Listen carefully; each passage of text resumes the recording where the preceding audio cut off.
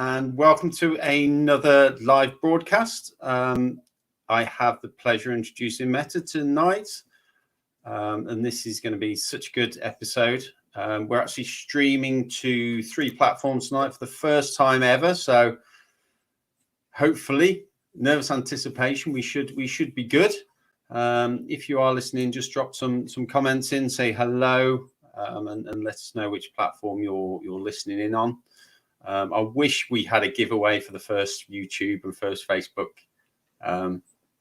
viewers, but we don't. I'm sorry. So, Mette, you can probably introduce yourself better than I can. So, if you want to take it away.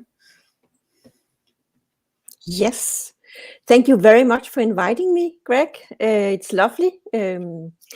I can tell you a little bit about what I'm doing and then who I am, 2 parts. So my name is Mette and I'm from Denmark. I'm placed in Copenhagen. And what I do is that I help experienced business people and leaders reframe their work life. And me, myself, I have worked in many different corporate settings. And 6 years ago, I had a rather huge position, and it was also a very political position I had. And like very often when you leave a job, it's not that you really leave it. Either you get, fired, or it's just too much. I got fired. And then I was so fucking tired of corporate. So I decided to start my own company a little bit more than 6 years ago. And in the beginning, I really didn't know what I should do. But the first job I got was actually to go to China to help a huge Chinese company, inspire them in how to develop a science park. Very exciting.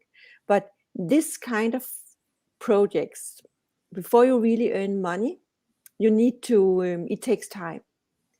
And, as a startup, you have to have your eyes on your cash flow.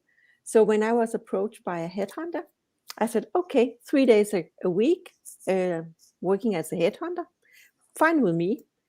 And then very, very short after, I found out that is maybe the most boring job of all jobs, being a headhunter. But I got the opportunity to meet a lot of experienced business people who had been laid off. And then I saw that they all had a huge network, but it was very narrowed. And they were all being hired to fix something, to be the answer to something. And then I saw that they were not very good in sharing their insight, their knowledge. When I asked them, how did you do it? I just did it. Or it was I was lucky. So and then they all wanted to find a new title, like the old one. And they all had a CV that looked totally alike. So I started to help them, enlarging a little their network, more diversity. So I helped them get engaged in startup companies, in advisory boards and boards in general. And then I started to work with them on, asking questions. It's interesting that, Greg, if you get a question that you don't know the answer to, very often the first thing you will say is, oh, that's a good question. So the good questions we don't know the answer to, we need to reflect. And when we need to reflect, it's because we need to go a level deeper to find the answers. Or we may look new places to find what we are looking for. And then I started to write for those people, like a ghostwriter, because of course they had their story. They knew how to do things, but they didn't know how to, communicate it. And then after maybe a year where I have tested it out, I was approached by someone who told me, Mette, you need to write a book about this. And then I wrote a book, this book. I don't know if you can see it, Work-Life Crossroads. Yeah, and it's about how to connect your dots in new ways. Yes, this is what I'm doing. And then who am I? I'm not what I'm doing. I'm not the title. You can call me CEO, you can call me founder, whatever. You can call me just by Mette. Uh, but that's not what I am. It's what I have or what I'm doing. So who am I? I'm actually an observer. I'm an observer of my thoughts and my feelings. And I'm not even my thoughts or my feelings. I'm the one observing them. We have around 60,000 or even more thoughts a day. So if I should be my thoughts, I would become crazy. So after, working with my reframing work life for people, I saw that a lot of all those good people, really experienced, knowledgeable, wise people, how come that they found it very, very difficult to do what they really would love to do. And then I saw that, our thoughts, convictions about how we see life, it's just thoughts and stories. Most of it is fiction. And that's not a problem. The problem is when we believe it so much that it prevents us from living the life that we want to live. So then I spent a lot of time going deep into that. And that's what I'm doing today. Excellent. No, it's fascinating. We had a good chat the other night, didn't we? Yeah. Something that we kind of picked up on was titles, and people seem to be hung up on titles of who they are, and certainly I think, I mean, correct me if I'm wrong, but certainly in corporate world, it's people search for titles. They want the next title. They want the next rung upon the ladder, as opposed to the impact that they can make, the knowledge that they can bring. And I see it time and time again that both of us own our own companies. Both of us have every single right to call ourselves CEO or anything that we want. But I don't feel like a CEO. I don't feel like I'm anything other than a I don't even feel like a business owner some days. But yeah, no, we talked about time. I love the fact that you call yourself an observer.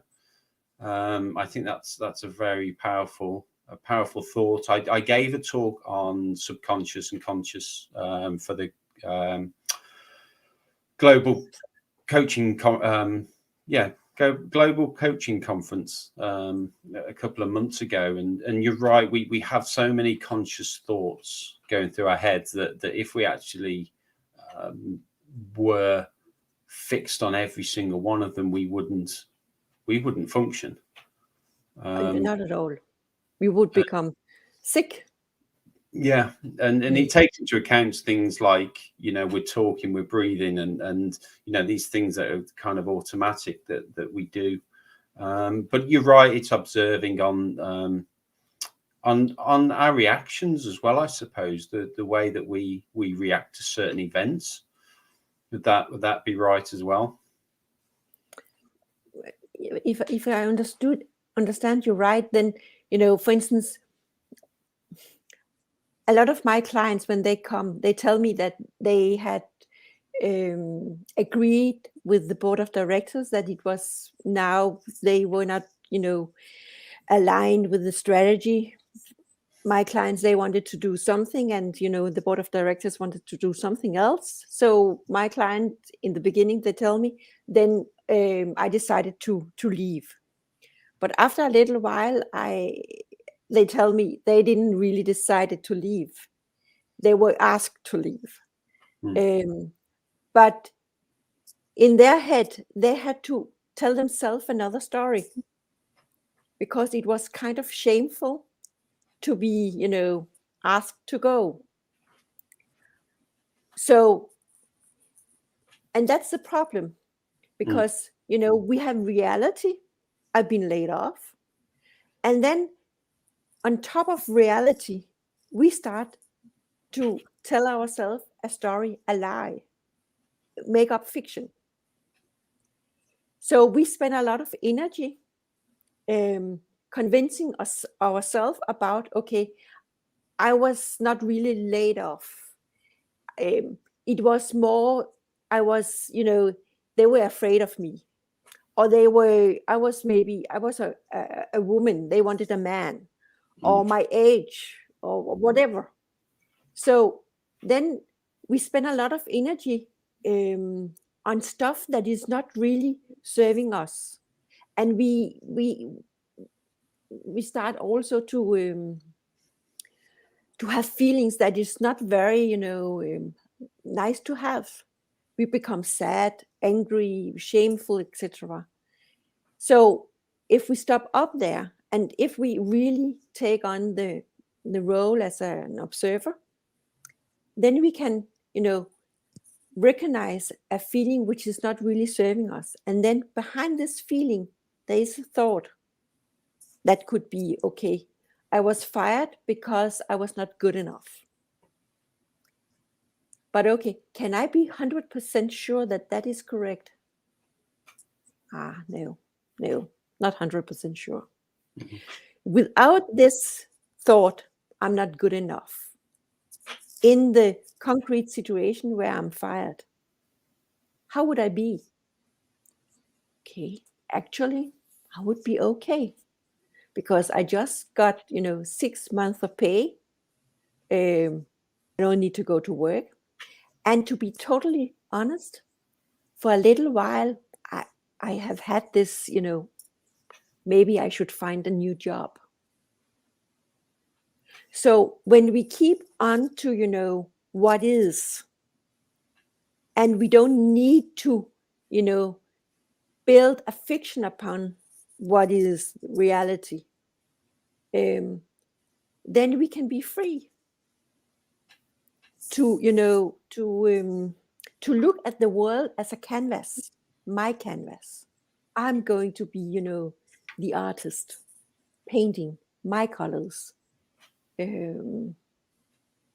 So yeah, I don't know if that's an answer to what you asked. Yeah. The other question that sprung to mind, really, just listening to you talk about, our perception of reality and the stories that we tell ourselves. And this is probably going a little bit deeper into things and kind of the mind a little bit more. But I think that the stories that we tell ourselves are to do with self-preservation as well. We are trying to find a reason and excuse something that's happened. So to get fired from a job, you can say, well, I was a threat, or I was not the right fit, or whatever story, that there is some self-preservation of, do I want to say ego? Oh, let's go with ego. That we have, we have an image of ourselves that is fed into from lots and lots of different things. So we have that image that involves how we feel, how other people's perceptions of us are, and this is really something that I've had to work on very hard, was to not be somebody else's perception. So people would view me in a certain way, so I would try and be that person that to reinforce their perception. And it's all very at a subconscious level. It's certainly not something that we try and do, but when you're with one group of people, you're this person, and when you're with another group of people, you're this person. And I personally found, for me, that led to what I described as losing myself. I was, and then when I was on my own, I didn't exactly know who I was. I had these different, I wouldn't say different personalities, but certainly different aspects of myself that used to come forwards all the time, depending on who I was talking to. And I'm guessing that when we tell ourselves these stories, these narratives, it is that self-preservation, not wanting to lose a part of ourselves that isn't necessarily always true. First of all, when we meet other people, we don't meet them where they are, we meet them where we are. And if we believe that they think something about us, that we are not, if you tell me you should do this and that, actually it has nothing to do with me. It has only something to do with your story about me. But that's not me. It's your story. So what you're telling me by telling me what I should, then you tell me what you should. Does it make sense? Yeah, perfect sense. Yeah. It's about rejection and but when we believe what we hear other people tell us that we should, then it's kind of we live in a parallel world. We live in the world up here, and then we live in the real world with a reality. And if we cannot see that we are only the observer, but if we believe what you tell me about me, then we will become very, very stressed. Because we will never be at the right place, nor at the right, be the right person. So when we try to be something else or live up to whatever, it's where everything, kind of crashes. So it's what we are looking for. We don't find it outside of ourselves. We need to go in and then observe. And then when we have feelings that really, feel uncomfortable, it's a sign to us that now, Mette, you need to stop up and see what was the thought behind this feeling. Or it was, you're too old. Can you be totally 100% sure that that's correct? No. How would you feel or be in this moment without this thought? I will be okay. I will be curious about, what's out there for me, instead of being in a thought that really don't, serve me.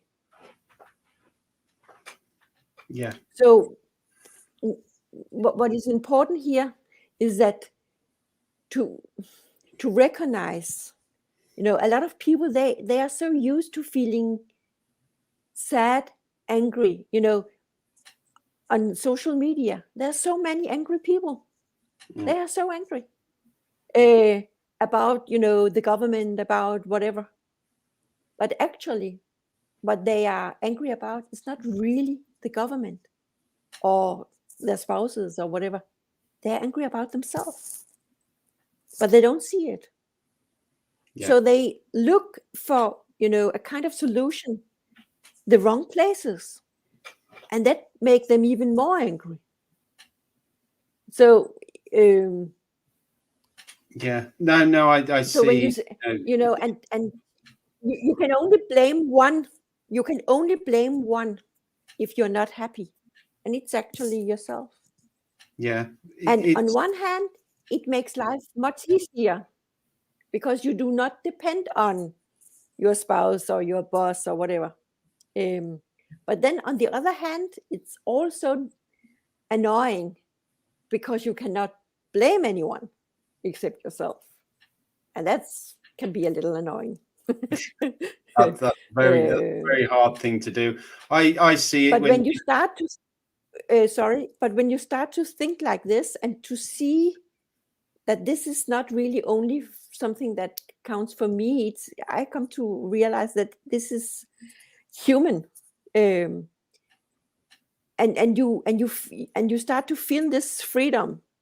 Then you can look out, and then you can start to become curious in a totally new way, because you're not looking for a new title. You are looking for how to make something better out there, or how to challenge something.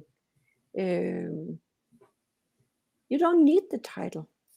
It's just a title. It's something you have. You set up your own company and you're CEO. It's easy peasy. So, yeah. It's, you know, the thought that came to my head, and I see it often, especially with the pandemic going on at the moment, and you know that people are talking about being controlled by the government, being forced to do this and forced to do that. And it's, to me, my question is, are you kicking it back? Are you calling it control by the government because you don't have control in your life? You don't have control of your journey, of your destination? Because to me, if you are fully in control of your journey, if you are fully in control of the direction that you are heading, then outside influences don't impact that much, because something can happen and it can cause an obstacle, it can cause a roadblock. But if you're clear on your journey, clear on your direction that you're heading, then they just become obstacles and you find a way around them. And I think that even though that may be a slightly different concept that you're talking about, I think that it's still the end result. That you know, we are clear on the direction we're heading, and not allowing outside influences, outside thoughts to come in, and even our own thoughts, as you talk about, to allow us to derail us from that journey. I think that, you know, the direction, my direction is that I do not have KPIs. I have a direction. And my direction is to help those experienced people, you know, reframe their work life. And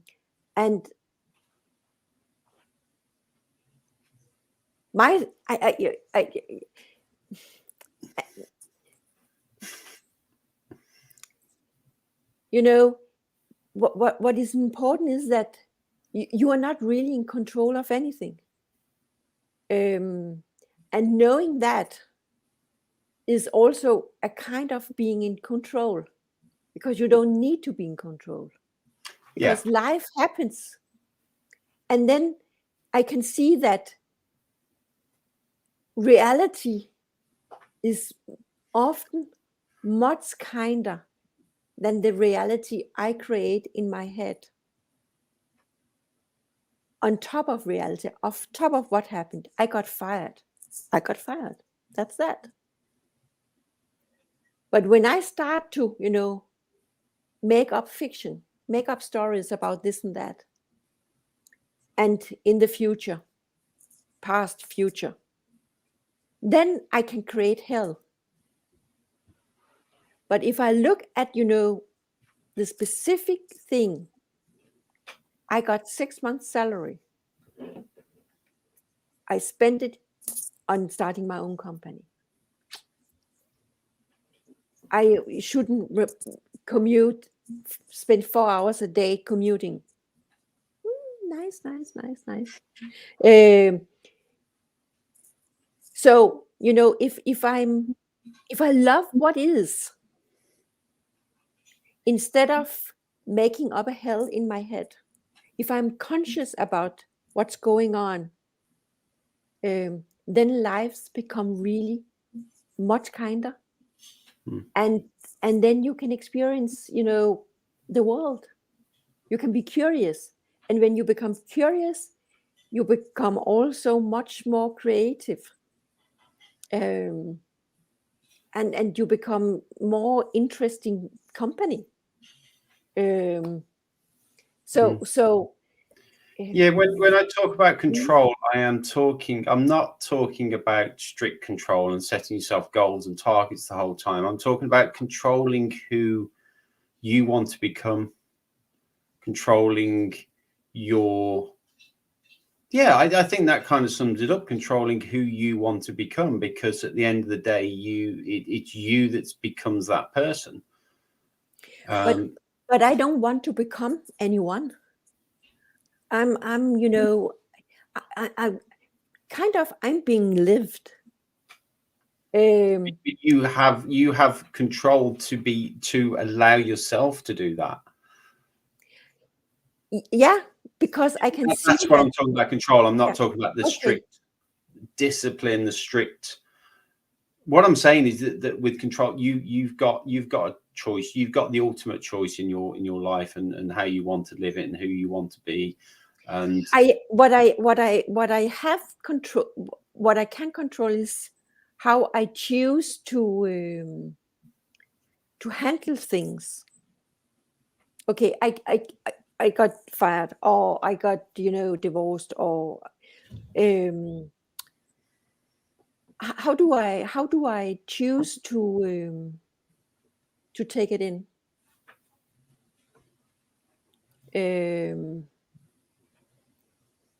And I think that we have all stories. When I was 23, my twin brother died. I discovered that I had never really said I, but always we and us.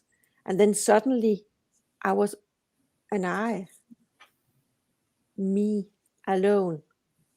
And that was an opportunity for me to meet me. And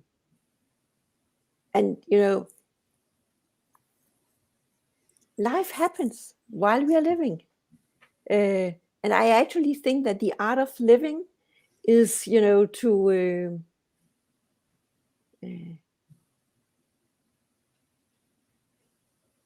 get to know yourself.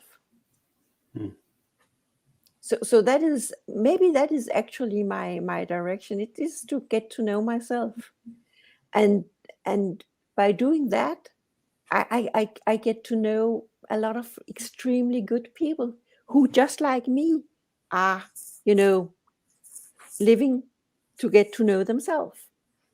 And I help them and they help me. So if you are a good teacher, you are also a good student. You cannot be a teacher without being a good student. It goes together. there is that. What's quite fascinating with being a coach, and I know we kind of stepped away from that term the other night. Let's go with the guide. So what's quite interesting is when I am helping people guide through their development, or guide where they want to be, or whatever they have. I can't tell them exactly what they should be doing or where they should be going, or their direction even. I can just guide them in that direction and guide them the best paths. But what I find absolutely fascinating is how much I learn. And I think what you're talking about being, if you can't be a good teacher unless you're a good student. And I've actually, coached some people for free, and I've given hours for doing this and doing that. And then people are saying, well, what are you getting out of it? It's the learning experience that I get out of it. And it's unbelievable. I have my life. I have my experiences. And unless we talk and we share those experiences, we'll never learn any different. And the way that we view things, certainly, with the pandemic, and people are saying, oh, well, we're locked down. We can't go out. We can't meet in person. And suddenly the world's become global. Suddenly we're on Zoom meetings. I know people get zoomed out, and and maybe it is overdone with some companies that they do go too much, and they struggle with the micromanagement that they used to have, and suddenly they don't have that, and they can't change and they can't shift. But for me, the positive is to meet people from all around the world, to learn about their experiences, to learn about their lives, their problems, their blockages, and while we can say, well, a lot of these blockages will have the solution of, well, how do we get around that blockage? How do we get around that barricade on the road? At the same time, they are unique experiences and unique blockages to people. And I find that absolutely fascinating. And I think, the world is such a big, beautiful place. And I've experienced so little of it. I'm in my mid-40s, and these last 12 months, I've probably experienced more of these last 12 months than I have in the last 45 years. And it is amazing. It is wonderful. And maybe it's also because you're ready. Yeah, I think that. You are so, now you are at exactly where you are supposed to be, with an open mind, curious, asking questions where you need to go places you have never visited to find answers. A lot of us people, when we ask questions, we already know where to look for answers. So that means that we get just more of the same. So, maybe this pandemic also has helped us, if we can say so, to be curious in new ways, forced us to turn the head a little bit more, and to listen in a different way, because we are not we are maybe face to face, but we are not feeling the same way as when we are together physically. So there's a lot of small tiny bits that may have helped us change our behavior, and to learn, we also need to be still,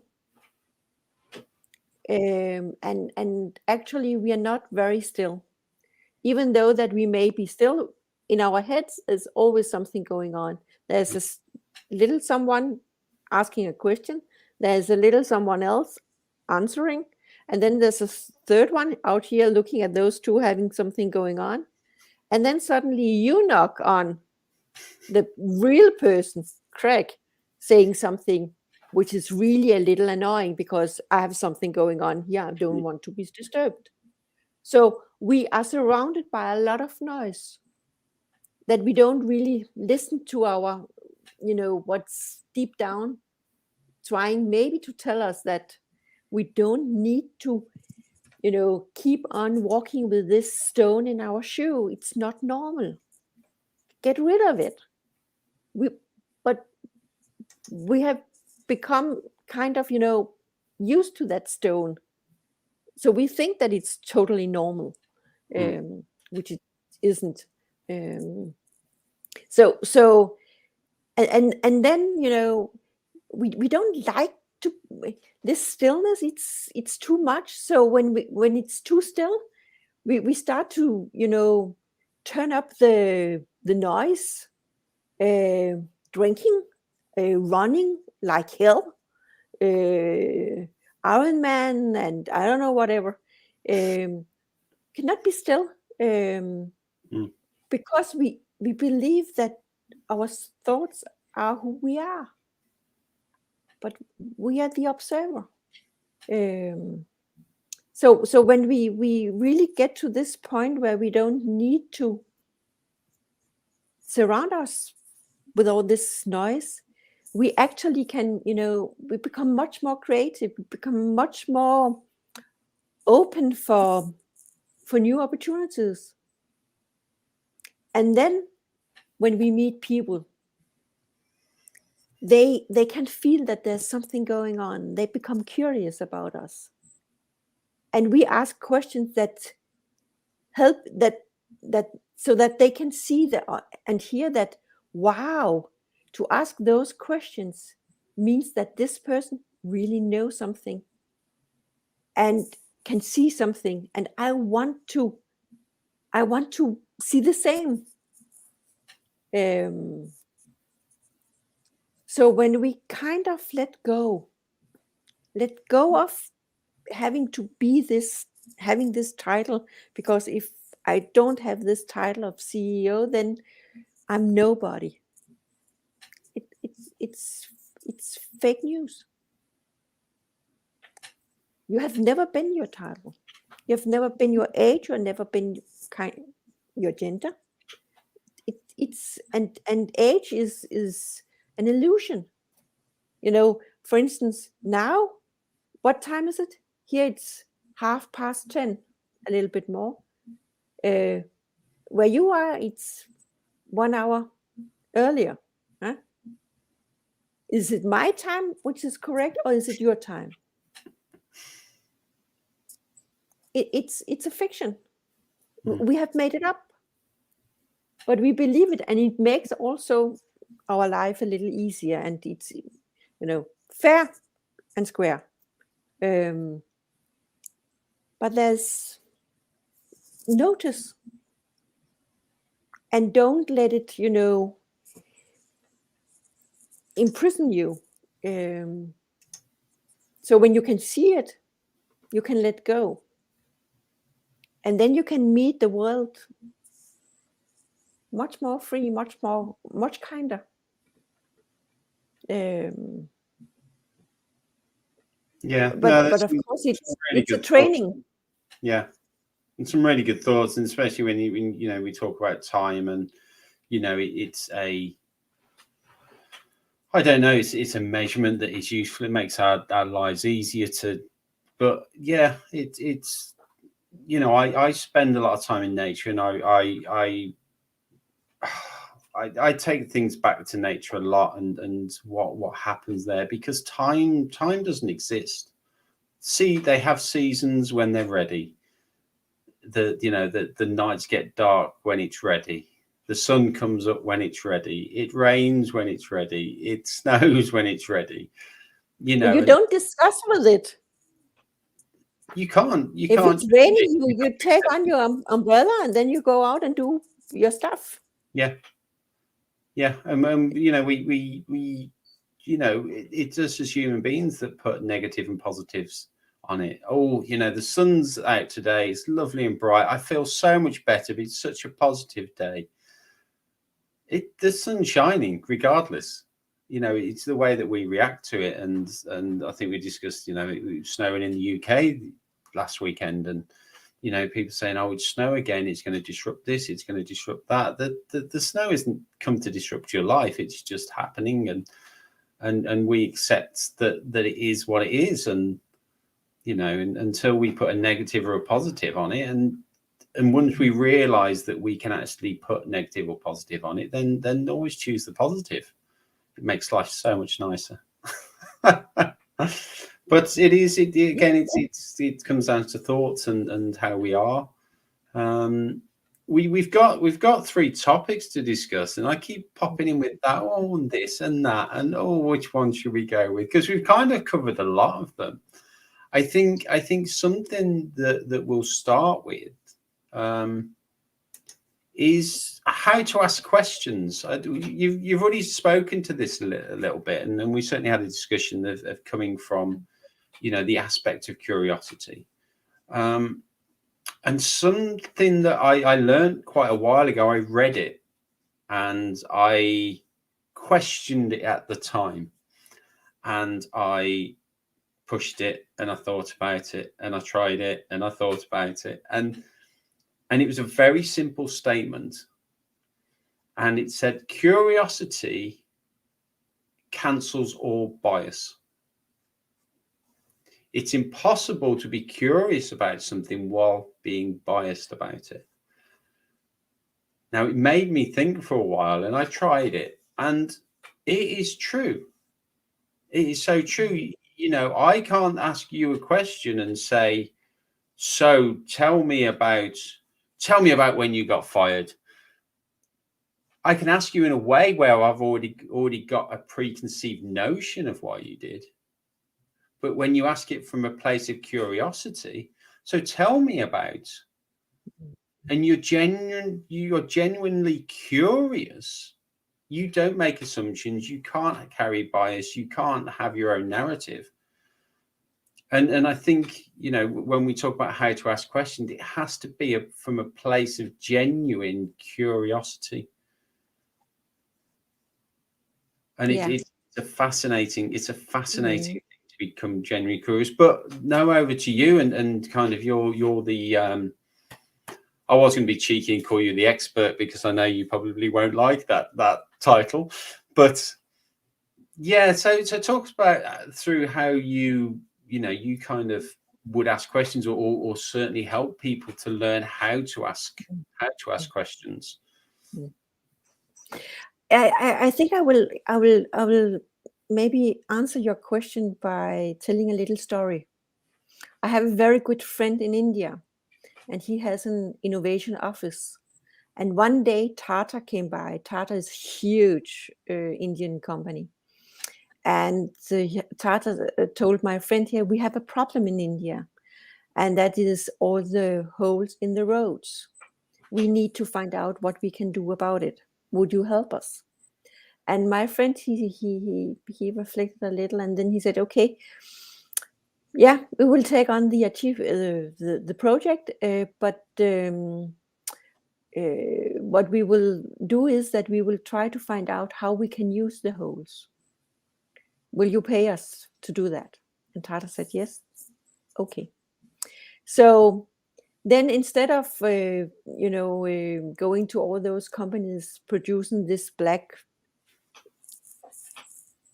shit they put down on the roads, I don't know what it's called in English, or have something to do with big machineries. Yeah. They found a scientist specialized in deep sea shrimp, and this deep sea shrimp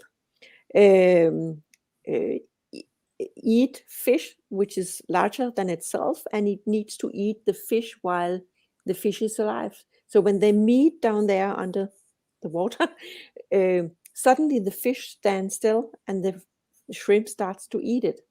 And then this scientist, she wondered what happened. So she engaged someone who could take pictures of what happened. And then they saw that when the fish and the shrimp came very close to one another, from the shrimp came a hammer arm and knocked out the fish. And then there was enough time for the shrimp to eat the fish before the fish, realized that I was knocked out and so on. Mm. And this scientist wondered what is going on here. And then she found out that when the shrimp, moved down there, the ground is not, totally flat. There are small holes, and every time there was a little hole, that made the shrimp produce energy that was canalized up into the hammer arm. So when it met the fish, it had a lot of energy to knock out the fish. This insight, this knowledge, the scientist brought to Tata and to the engineers and said, okay, we think that here is something we can use for the holes in the roads. So Tata, they developed a little device that can be plugged into an engine in a car, that every time a car with this engine, with this little device, runs over a hole in the road, there will be generated electricity to the lamps, to the generator, to whatever needs electricity. So when you ask question, like, instead of how can we fill out the holes, instead you ask how can we use the holes. You need to look different places to find answers. But what is difficult for us people is that if we always have been hired to be the answer to a specific question, and suddenly we don't have the answer, then are we a failure?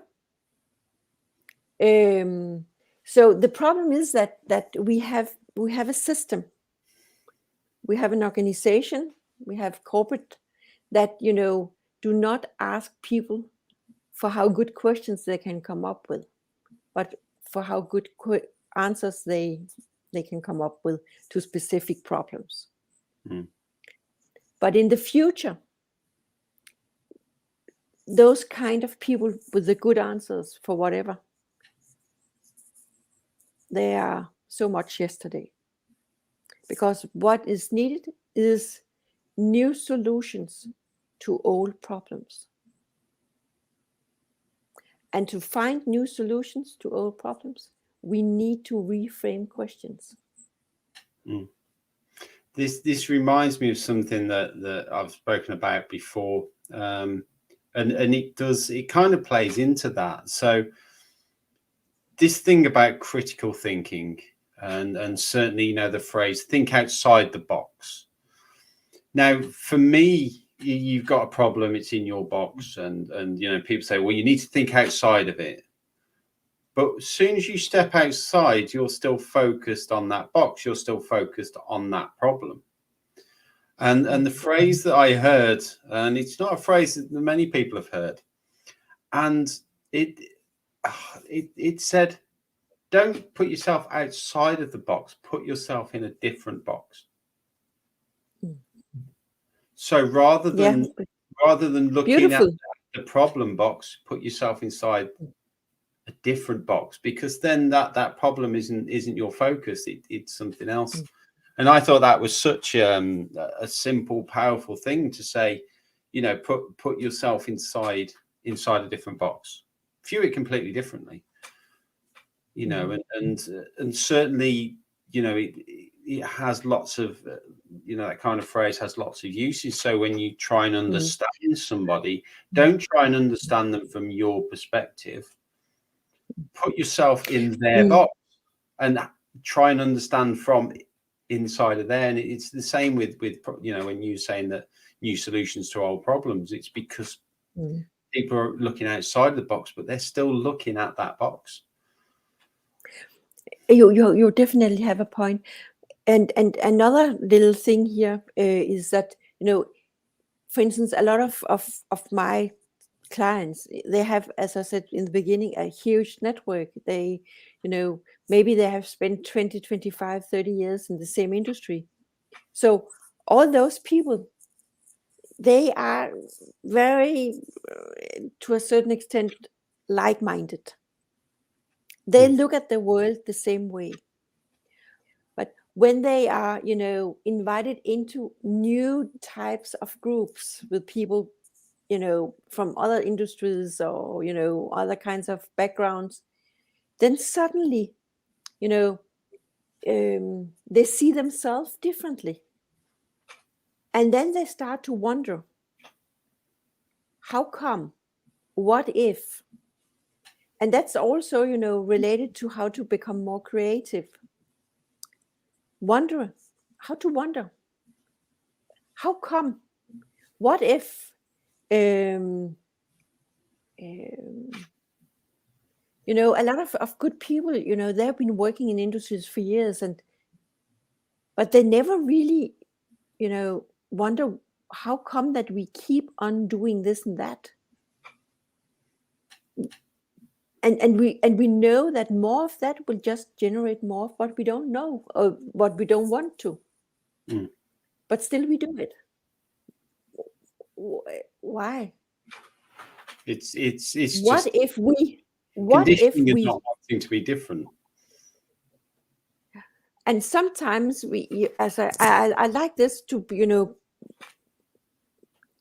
outside of the box, but also inside the box out.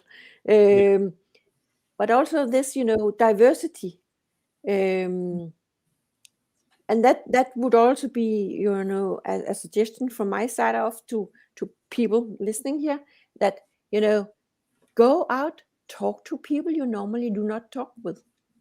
Ask them what they're doing. Ask them what they are wondering about, because we need it. to actually get to see, you know, ourselves. And from that point off, you know, things can, you know, emerge.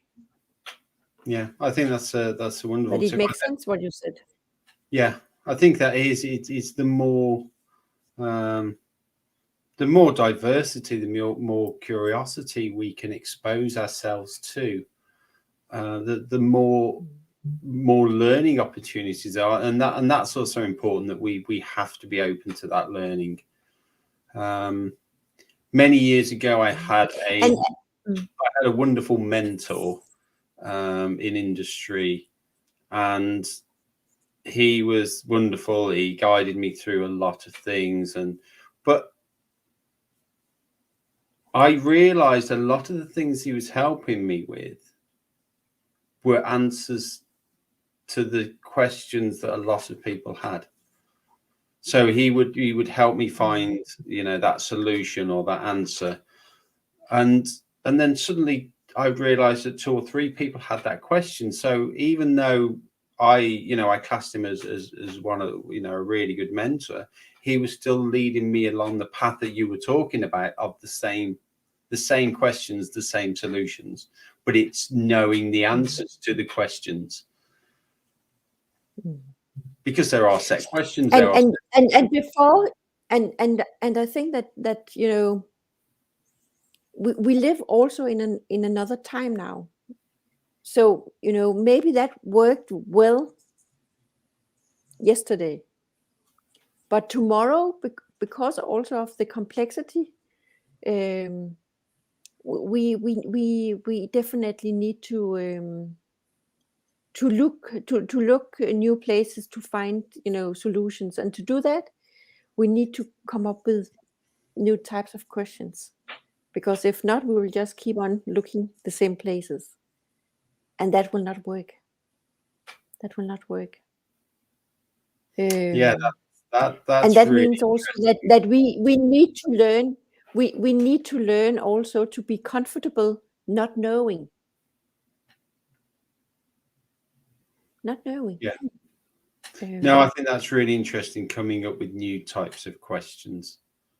I think that yeah, the way that we question something is very important. And I suppose we've you know, if you've been in industry or in corporate for long enough, you realize that, you know, you will ask questions and you won't get the answers that you want. And more often than not, you say, no, this is what I want to know. And you get, we get frustrated, or we get short-tempered, or we get, because people aren't giving us the answer. But how many people actually step back and go, I haven't asked the right question. I've asked a question, I haven't got the information that I needed. Maybe I've asked the wrong question, or I haven't asked it in the way that I should. And that is very interesting, I think. So rather than kind of blame the person that's given us the information, we need to look at the questions that we're asking. You know, from personal experience, what has really helped me with that is working globally. You know, I mean, you know, you said yourself that English is your third language, and so as my first, there can be things that I say that maybe you have a different interpretation of. Oh yeah, it's just the language barrier. So it makes me think, how do I ask this question to bring that clarity of what I want? And I think that is a skill that is forgotten a little bit. You know, the assumptions that you know what I'm talking about, because I know what I'm talking about. I assume that you should know, and if you don't know, that's your problem, not mine. But we should need to be a bit more self-reflective and go, okay, how can I reframe this question, or how can I ask it differently, or am I asking for something that I don't want. So therefore, I'm not getting the response. I'm not getting the information that I want because I'm not asking correctly. So I think And this is something that, what if, and leaders- what if, and what, and what if, you know, you don't get the answer you thought you should get, but you get something else, but you don't hear it because you have kind of decided that you were looking for this kind of answer. So very often we already know what we what we want before we get it, and if we don't get what we want, we don't see that what we get is actually what we need. And then, things takes a little more time. Yeah, no, that is yeah. How many times as leaders and managers and CEOs asked a question, expecting an answer, expecting one particular answer, and then when they don't receive they do it all the time.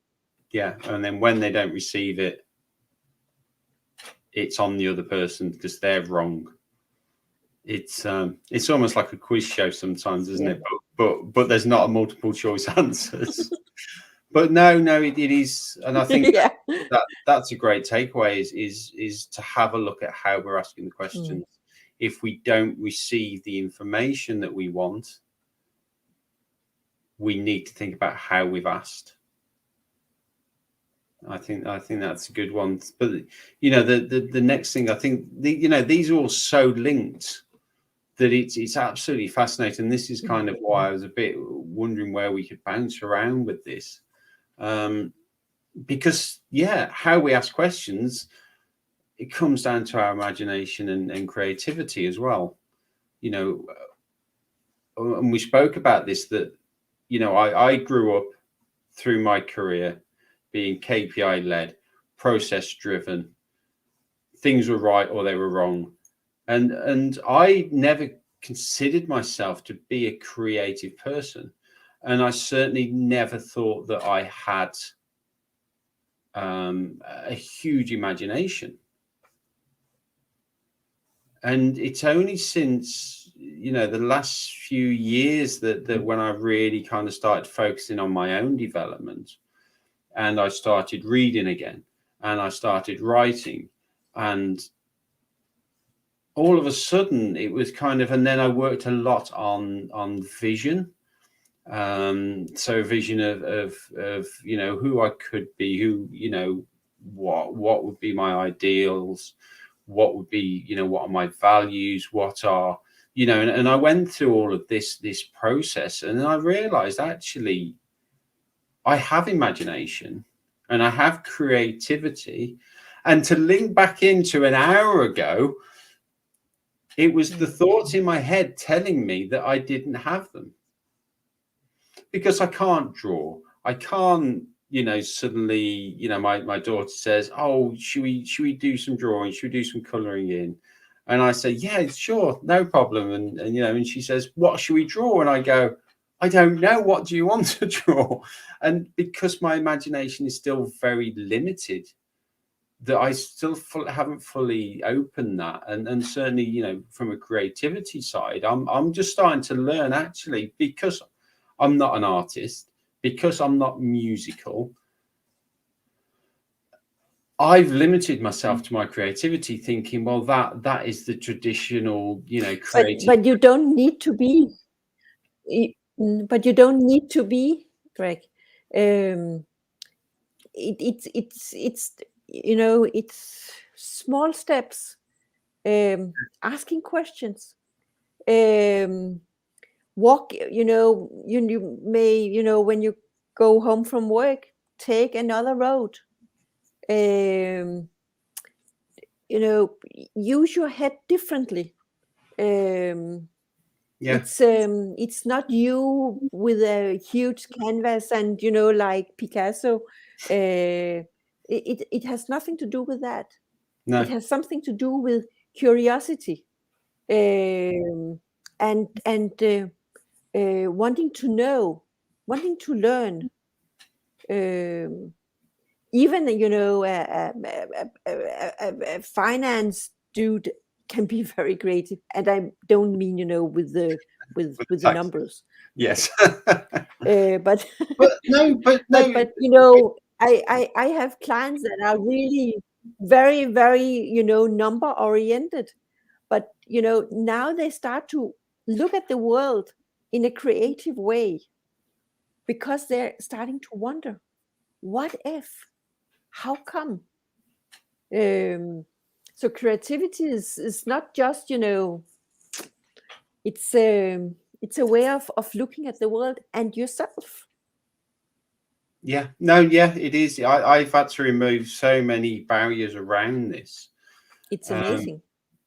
To go, well, actually, no, you know what? I am curious. I can write an article of 1,000 words, and I can go back and edit it and go, I'm using this word too much, or to describe something. What else can I use, or what other words can I use that bring that imagination in? So it's when I realized that I didn't consider myself to have much imagination, and I didn't have much creativity.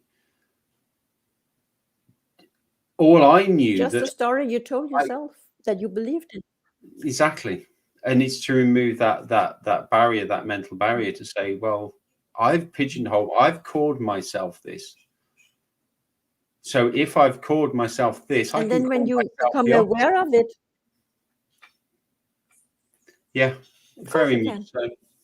It's about you becoming aware. You are the observer, and when you start to observe, okay, I have always told myself that this and that. Can I be 100% sure that that is correct? Maybe not. Maybe not. How would I be in this concrete situation without this story going on? There's a lot of colors on the table.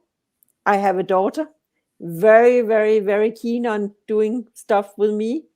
We can even use our hands, our whole body. We can, whatever. What is it that we tell ourselves that we believe in, that prevent us from doing what we really love and would love to do more of? We tell ourselves we're not good enough.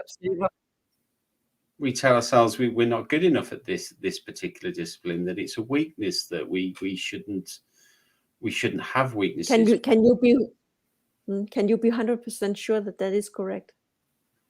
And in the concrete situation, without this thought, she doesn't care I can't draw. It's me. It's me.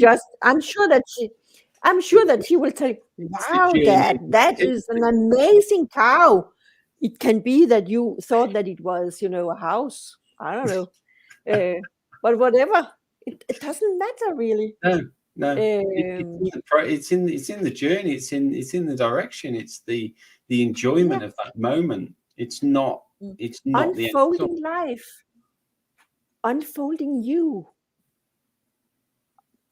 Experience. Be there. Yeah, you are the artist in your life. Yeah, we need to stop telling ourselves these stories and try and let that imagination and creativity go. And I think that it's such an important factor from, even going back to what we were just talking about how do we ask questions. Unless you have that imagination, that creativity, you will never come up with a way of or way of asking a different question or a new question, because you're narrowed to that conditioning, narrowed to that that industry or what you believe you should be asking. Very few would this Tata story. I'm pretty sure that very few would have the courage saying to Tata when they approached you, a small innovation office, how can we use the holes? I like maybe that. if you had been drinking a couple of beers, huh? Because you would have started to, engage some people with, numbers about, okay, how many roads, and then per square feet, and then you would have, done your math. Here, you have to have some courage and curiosity. What if we can use those holes? There will always be holes. If it's not in India, it's in Manchester, it's in Copenhagen, and some of them will be, there will be put this black shit in them, and then there will become new ones. It becomes the Fourth Road Bridge. I don't know if you do you know Fourth Road Bridge? No. So in the UK, there's a bridge, and it's that big a bridge, and it takes a team of men 12 months to paint it. Okay. And it must be painted every year because of the sea salt and the erosion. And it's often described that things become Fourth Road Bridge, that as soon as you get to the end, you need to start again. Start over again. It's a never-ending cycle. Sorry. Painting the Fourth Road Bridge. Yeah, it's and a lot of things are like that in life. When we try, and certainly in industry, when you don't try and solve solutions, you try and solve problems. You use the same solutions, but then the same solutions, eventually these same problems come back because you actually haven't learned to use that problem differently. It's so beautiful put. I couldn't have said it better. It's beautiful. Because Totally. we use the same solutions because that's what's there, that's what's on offer. It never gets rid of the problem. It may delay it, but yeah, it's but yeah, imagination and creativity. And we don't use the problem to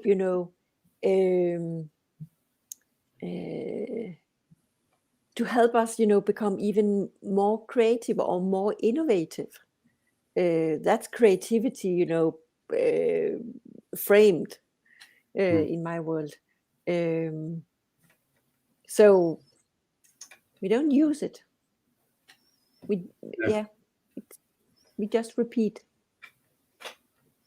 So yeah, it is. It's such a fascinating topic. And we were going to talk a little bit about leadership and businesses and things, with your background and my background, and it's so difficult when businesses don't have this kind of thinking at the beginning.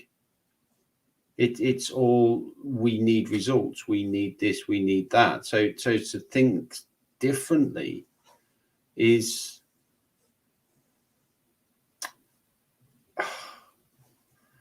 it's unusual.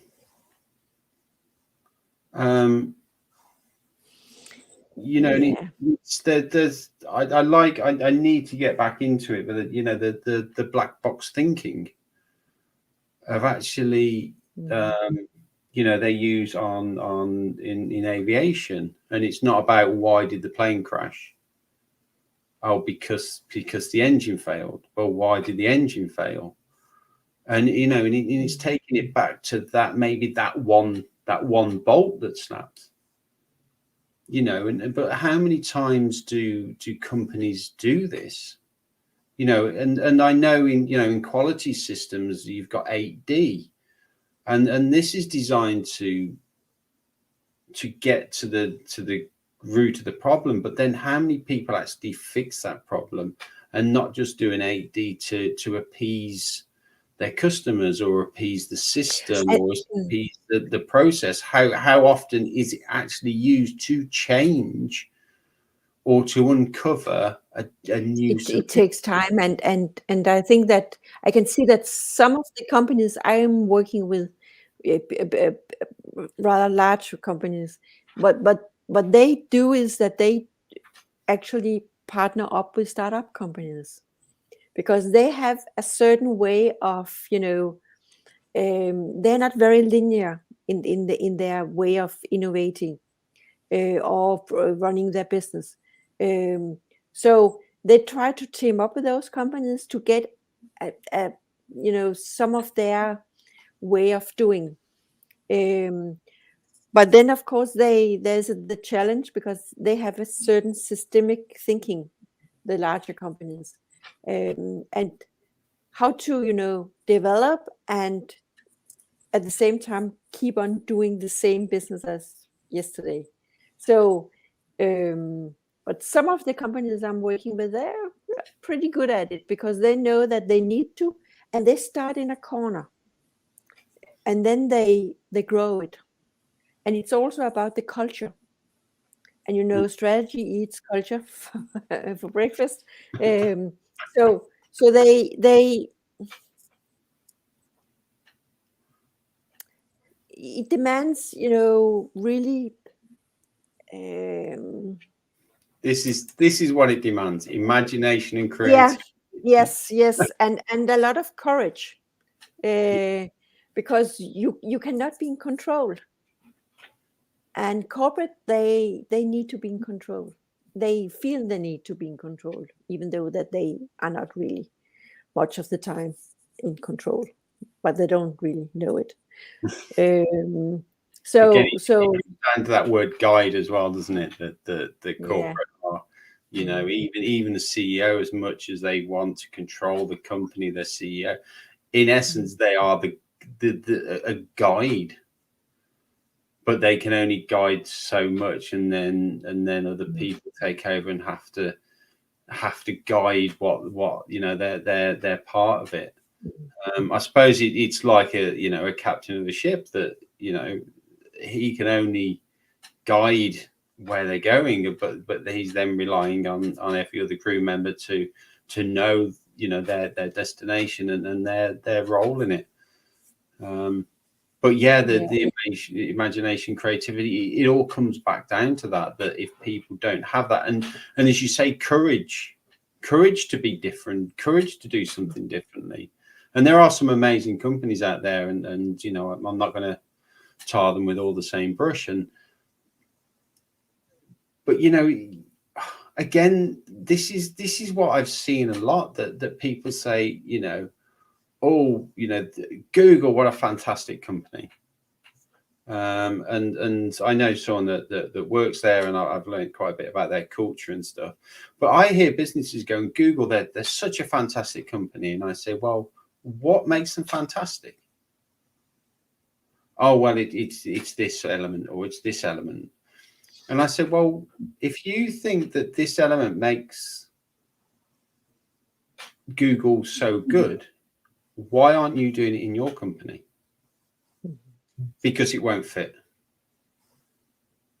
It's not about whether it fits. You've dismissed it because you haven't got the courage to experiment, see if you can take it on. And this is what it comes down to. No, we can't do that because we're not Google. We can't do that because it won't fit in with the company. We can't do that because we have all a lot of excuses for not doing and for not changing. And it's a little like, we have a problem, and we know the solution, but very often we keep on to the problem because we don't want the solution. Yeah, and yeah, I do. It's certainly in the development space that I see this, and people say, I have a problem with this, or I want to change this, or and I challenge and say, well, what are you going to do about it? Well, I can't do anything about it. I can't change it. I can't do this, and I can't do that. If there's a problem, there's always a solution, but it's not sure that you want the solution. Yeah, you don't want to hear what needs to be said, what needs to be told. And then we get to love our little stone in the shoe. Yeah, it is fascinating, and I think courage is quite a nice word to finish on. I mean, we've been on 1 hour and 15. We've had some viewers from Facebook, which is absolutely fantastic. We've been a bit quiet on LinkedIn tonight. I think everyone's just been absorbing everything that what that you've said, and it's all you can see that within hour and 15 minutes that we've talked about quite a lot, but then it just kind of comes back to the same things, really. And I think that this is kind of a beauty of being an observer or being a guide, or doing what we do, working with companies and individuals, that I think this has been a good example of, we've talked about a lot of things, but they just come back to a few simple things at the end of the day.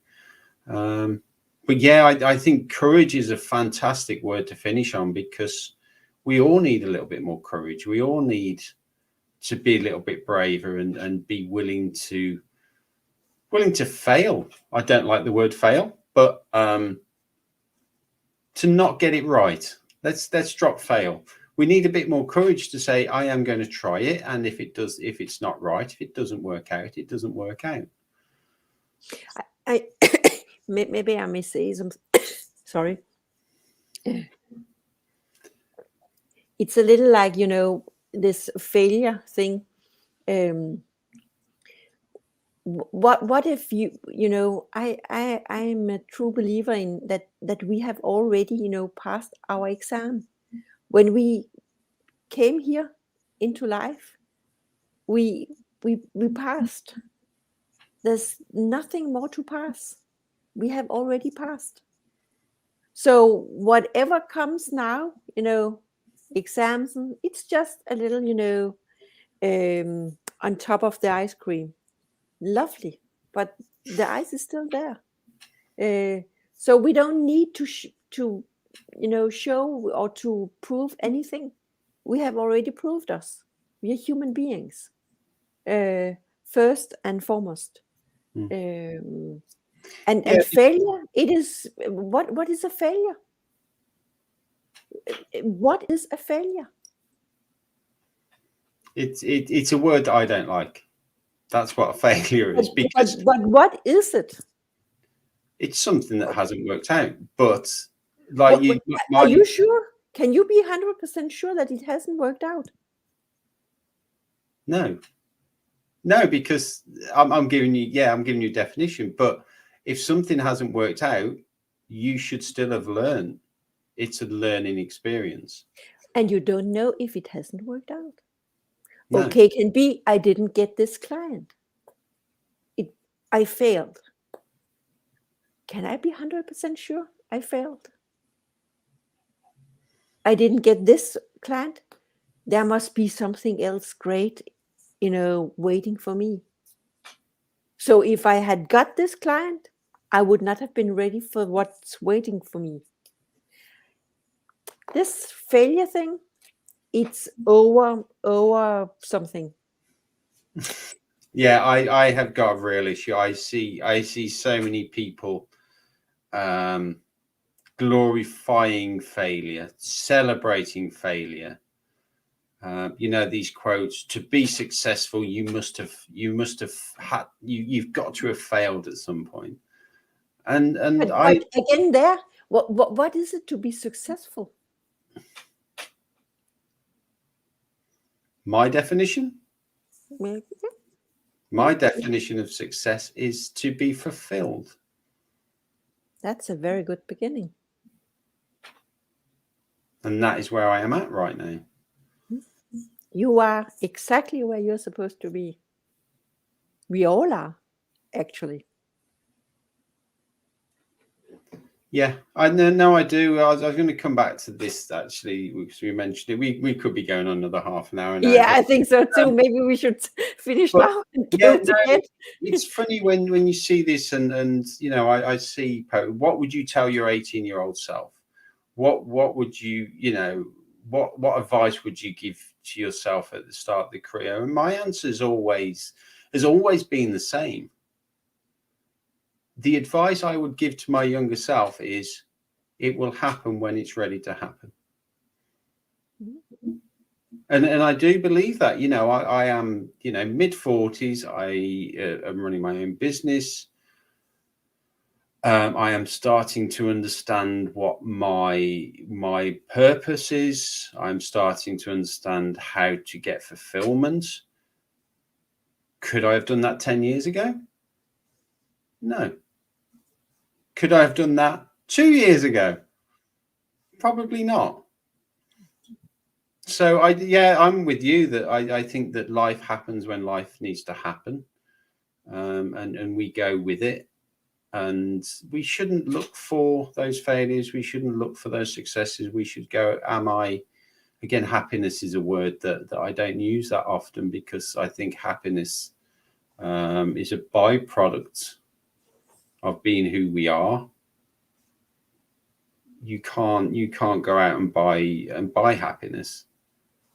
You can buy satisfaction. That's different.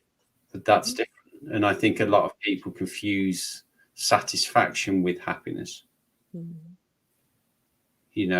mean, 4 weeks, 3 weeks, Christmas. How many people are going to be happy on Christmas Day? Open their presents. And the question I would ask is, how long are you going to be happy for? The most beautiful thing, actually, is that when you are giving, you're receiving. And maybe I don't know if it has something to do with age, but I really love to give gifts. And I'm this type of person. If we have visitors and someone says, "Oh, this is a very lovely whatever," I say, "Take it." And sometimes they get a little weird lady thing, but I have discovered that we don't owe anything. We don't own anything. We how do you say that in English? Vi forvalter det.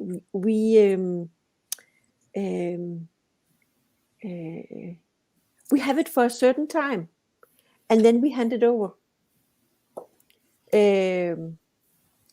It comes and goes, and I really, really enjoy handing over and see their reaction, and then they can go out and then they can hand it over, and so when we give, we receive. And actually, I think that's the only moment where we really receive.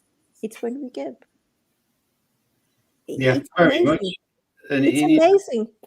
Yeah, it doesn't have to be anything material either. We can give whatever, like our time, our smile, our attention, our whatever, our we there's lots of ways that we can give.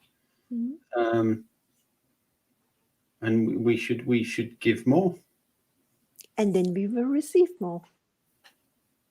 Maybe. Are you sure? I'm just turning the table. Yeah, I'm everything that that makes me happy, that makes me feel good, I am a true believer. And every time I have bad feelings, I stop up and I look behind the thought. Can I be 100% sure? Nah. How would I be in this situation without this thought? And then at that moment, this feeling of starts to evaporate. And then I can be much more present and, take on, opportunities and, do what I had to do. Yeah, I think that's a wonderful place, because it's kind of brought us back full circle again, hasn't it? Yeah. And I hope that people have learned a lot this evening We've had views on Facebook, and we've had views on YouTube as well, which has been excellent, which is very good. But yeah, no, thank you so much for your time, and sorry we didn't get so much onto your book. I think it's fascinating. We may have to get you back some other time to talk about a book, but Mette will drop a link later on the post for the book to see where we can get it. If you do want discussions any more on what we've talked about, or something that's interested you, I'm sure Mette will be open to having those conversations.